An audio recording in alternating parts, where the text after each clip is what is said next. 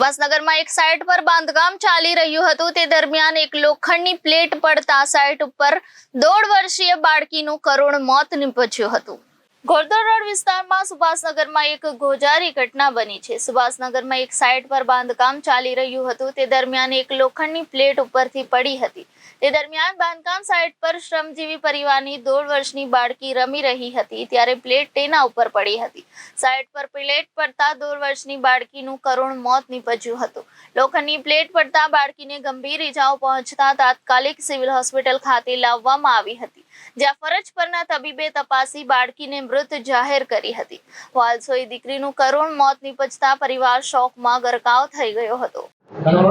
पंकजभाई શું ઘટના બની, કઈ જગ્યાએ? હવે એ આયા સુભાષનગરમાં આપણે હું છેલ્લા 2 મહિના તો કામ કરું છે તઈ મેં એ સામાન શેઠને શોખી ના પાડલી લોખંડનો સામાન છે હું નહીં ભરું તો એ લોકોને કીધું તારે ભરવો પડે એટલે મારી નાની છોકરી હતી હું ત્યાં ભરાવા ગયો આ આવ્યો પરવીનભાઈ હું શોખી ના પાડલી કે મારે સામાન નથી ભરવો એ તો છતાં હું સામાન ભરાયો મને અને આજે મારી છોકરી મરી ગઈ।